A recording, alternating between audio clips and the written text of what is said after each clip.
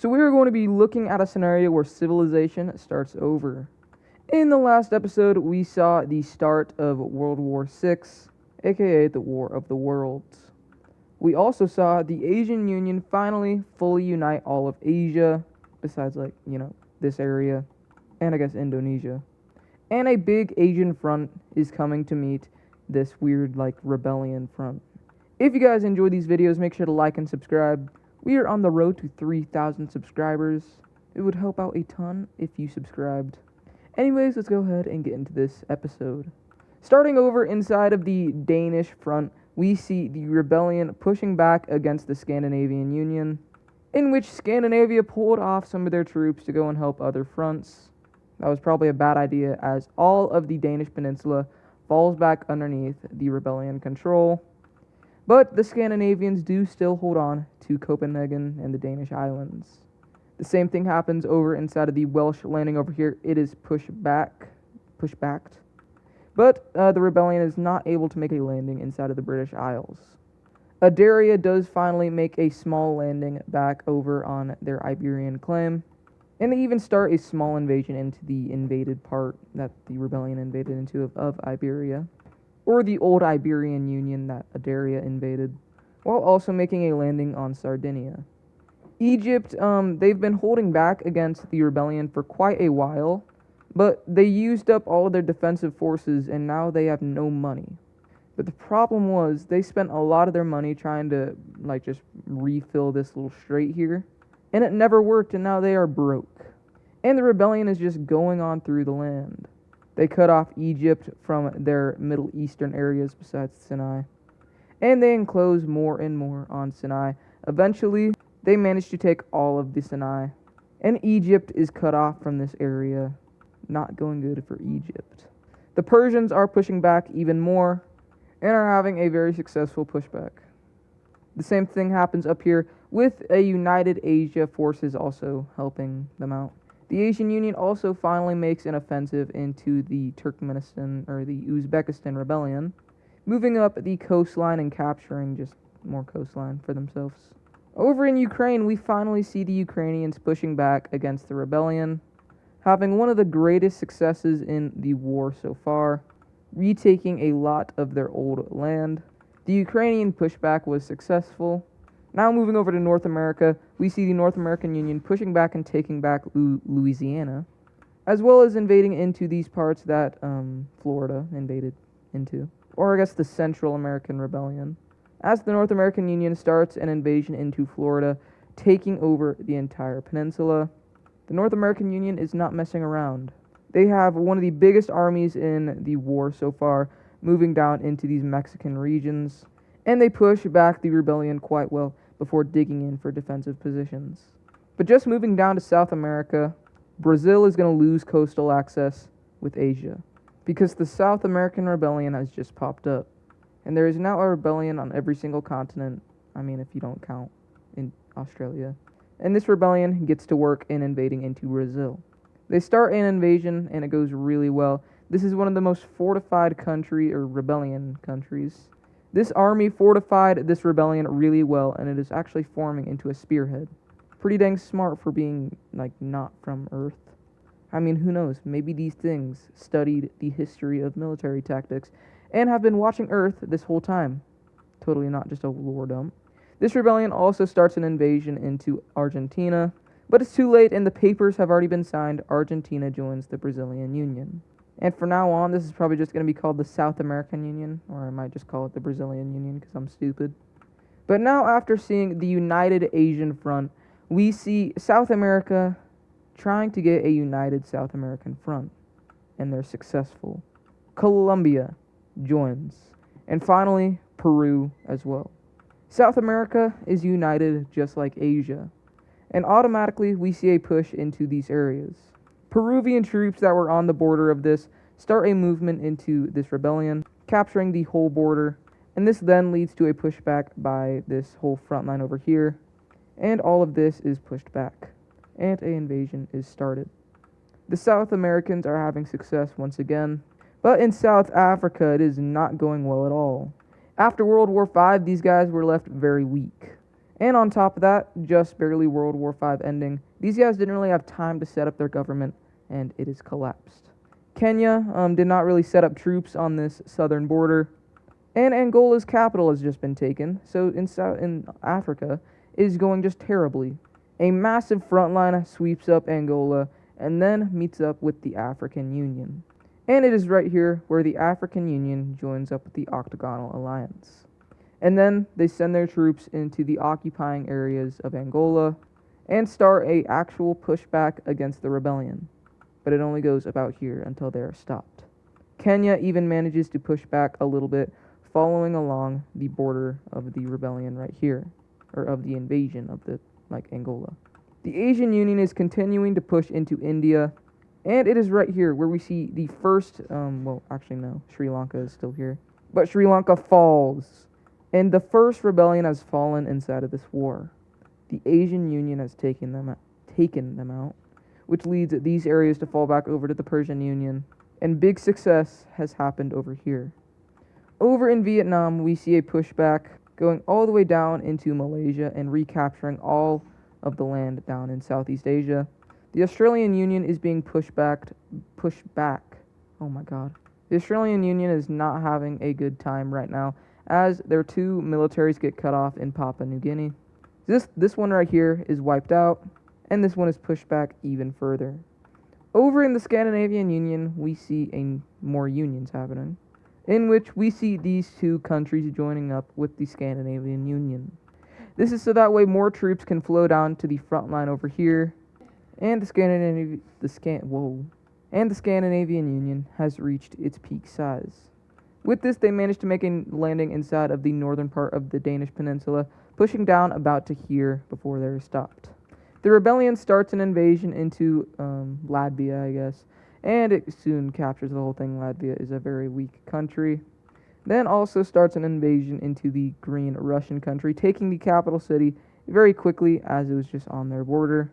And we see the country getting cut in two, and we see them invading into the pink Russian country, or the true successor of the Russian Empire. After this invasion starts, the pink Russian team is going to call on all old Russian nations that are not a part of any unions to join up with the pink team and fight against the rebellion. And to lots of surprises, we see the brown team joining. The blue team joins. Estonia joins, and the big Russian nation also joins. Even these two areas join up from the green team, and this officially brings back Russia. With this, we see a pushback of this Russian country, and this is one of the best pushbacks of a country we see yet, pushing all the way back into all of the old green team land. We also even see Ukraine rejoining the Russian country, and with this, we just see a big squeeze out of troops, or just weird alien things right here, moving back all the way to here. There are very few countries inside of Europe and Asia left. In Europe, there is 1, 2, 3, 4, 5, 6, as the Russians start a re-liberation into Caucasia. There is a designated supply line from the purple, or the Asian Union, all the way to the Scandinavian Union now. Over in Asia, we see a massive pushback from the Asian Union, moving all the way back to the border of the Uzbekistan rebellion. This then proceeds to cut Uzbekistan into two, at least from up here to here, and the whole border is captured. The rebellion right here starts a pushback of the Brazilian area, getting all of their land back, and now starting a new invasion into Brazil. And this one goes a lot better than the last one did, continuing their spearhead across the country. The Central Asian rebellion invades into Panama, taking their capital city, and they fall.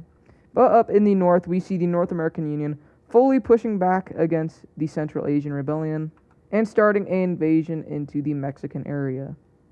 Capitalizing on this success, the North American Union is going to send a call out to every single North American nation to join them and just use a united front to end the revolution, or the rebellion down here.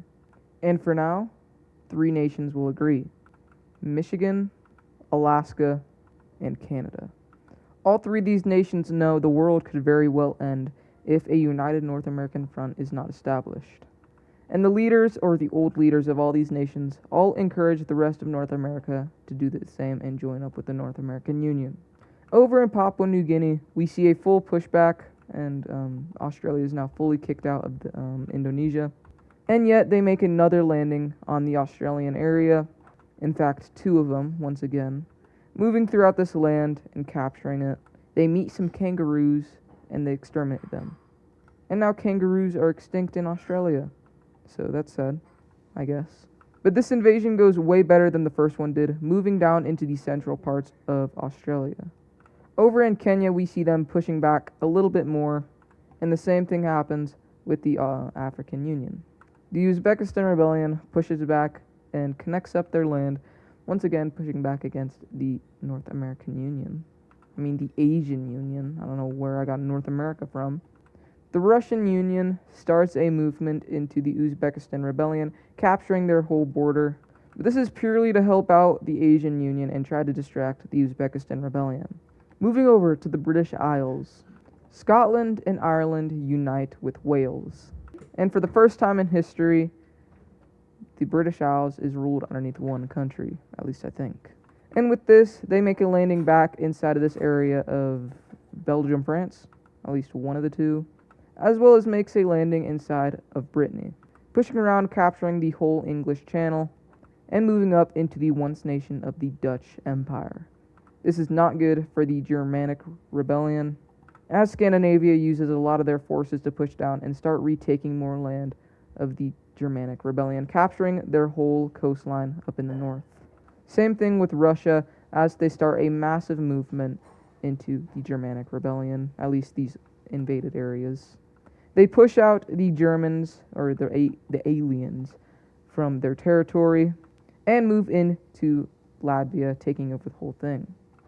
The Turkish rebellion continues to push into Persian land, or starts to re-push into Persian land. And morale in the Persian country is now really low. The people are tired of fighting, and they just think there's nothing they can do. The Turks continue to push into Egyptian land, capturing pretty much all of their Arabian land, and this is not good for Egypt. Once one of the strongest countries in the world, in fact, the strongest country in the world at a time, they have fallen off. Adaria is pushed back, a landing is made in the African soil, and their capital is taken. Adaria surrenders. At least their government does, but the rebellion continues to make pushes into the country and kill people. There's no surrendering in this war. You have to fight to the death. And Adaria just couldn't do that. Now connections are made up with Libya. And the first pushes into Libya happen. But this isn't core Libyan territory, so they're fine for now. A landing is made inside of Madagascar, and the whole thing is taken in a matter of 6 hours. Kenya loses even more territory to the rebellion. This is the worst loss they've faced yet, and this rebellion pushes up the furthest it ever has into Kenyan territory.